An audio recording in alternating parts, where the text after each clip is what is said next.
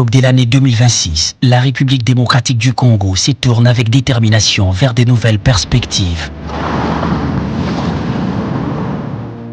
Sous l'impulsion de la vision du chef de l'État, Félix-Antoine Tshisekedi Tshilombo, avec la coordination de la Première ministre, Judith Suminwa Tuluka, et le leadership du vice-premier ministre, ministre des Transports, Voies des Communications et Désenclavement, Jean-Pierre Bemba, le secteur des transports poursuit sa transformation. Une transformation qui tout au long de l'année 2025 a révélé le visage d'un pays en reconstruction, en modernisation et en ouverture vers le monde. Le gouvernement a réaffirmé une de ses priorités, faire des infrastructures des transports un moteur de croissance, de cohésion nationale et d'intégration régionale. Réhabiliter, moderniser, connecter, telles sont les lignes directrices qui ont guidé chaque avancée de cette année qui s'achève. Sur les routes congolaises, 2025 aura marqué un tournant majeur avec le déploiement du permis de conduire biométrique sécurisé avec puce. Désormais actif dans plusieurs provinces. Après 7 années sans délivrance, ce permis renforce à la fois la sécurité et la confiance des usagers de la route. L'élaboration du plan national de sécurité routière, le marquage au sol et les panneaux de signalisation, la production des timbres routiers avec QR code et celle des cartes numériques professionnelles des conducteurs témoignent d'une volonté claire. Structurer les secteurs et organiser une circulation plus sûre et plus fluide. Pour améliorer les transports en commun, 90 bus ont rejoint la Société des transports au Congo, Transco. Grâce à l'ouverture d'une usine de montage de bus à Kinshasa qui ouvre la voie à une industrialisation progressive du secteur. Par ailleurs, 494 bus ont été acquis dans le cadre du programme gouvernemental Esprit de vie et 8 bus ont été remis à Transacademia pour assurer les transports en commun des étudiants. Ces avancées majeures représentent les prémices d'un déploiement des bus dans toutes les provinces de la République démocratique du Congo, offrant aux citoyens des déplacements plus fiables et plus accessibles.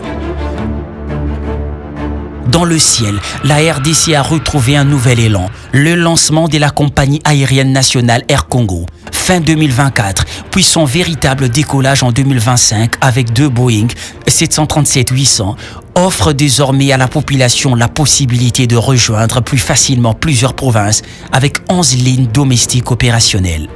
Début 2026, l'arrivée de nouveaux appareils viendra renforcer la flotte d'Air Congo, permettant l'ouverture de nouvelles destinations régionales et une première ouverture vers l'international, notamment avec des vols vers Bruxelles, Paris et Dubaï.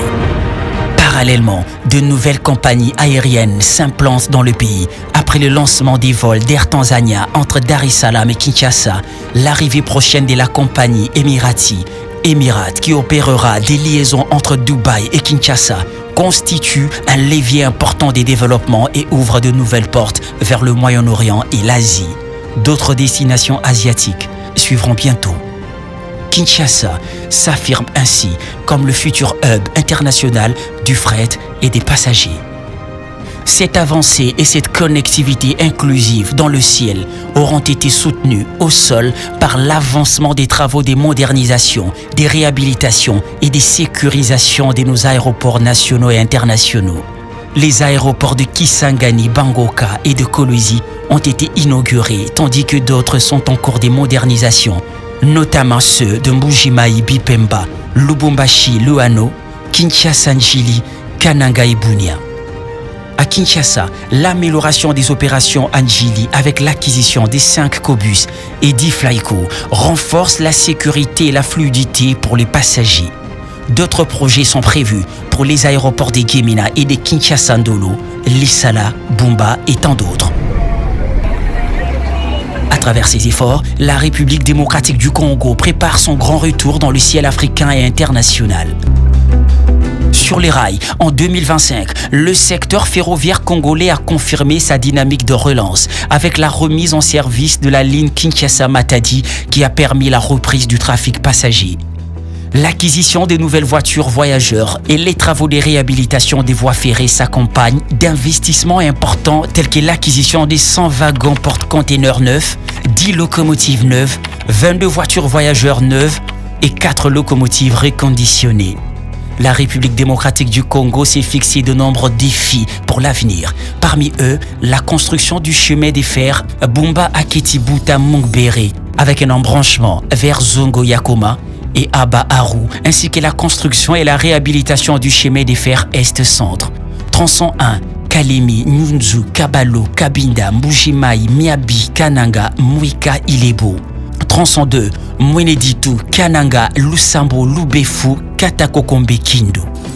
Plusieurs autres tronçons ferroviaires sont également en projet, illustrant la volonté de la RDC de moderniser son réseau ferroviaire et de renforcer sa connectivité nationale et régionale.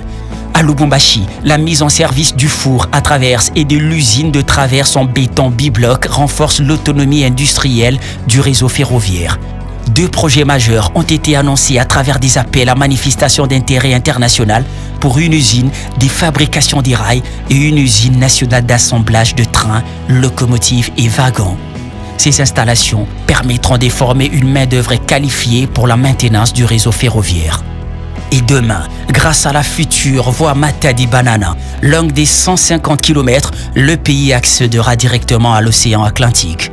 Le projet du corridor de Lobito, qui reliera la RDC à l'Angola et la Zambie, avance méthodiquement en respectant son calendrier.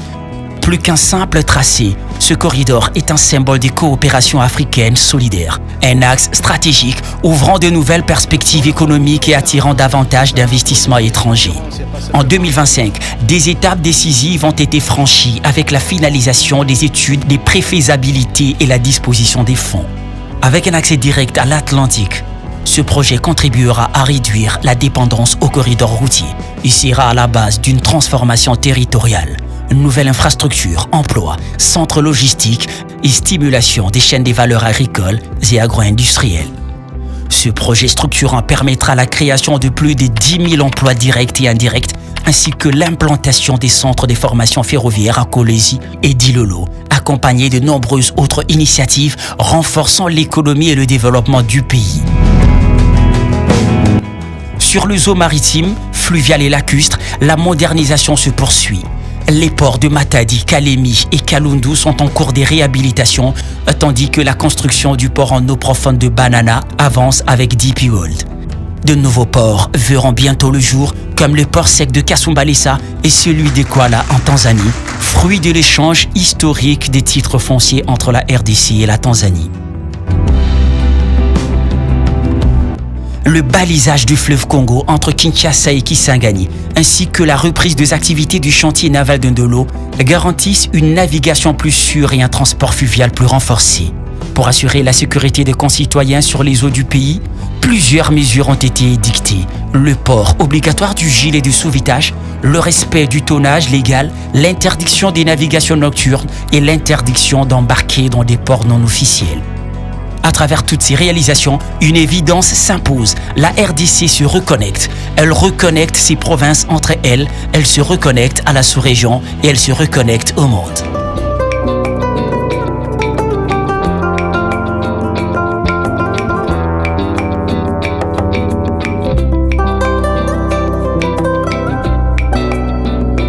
Sous le leadership du vice-premier ministre Jean-Pierre Bemba, 2025 a été une année d'action, de reconstruction et d'engagement constant pour une mobilité plus moderne, plus inclusive et plus durable.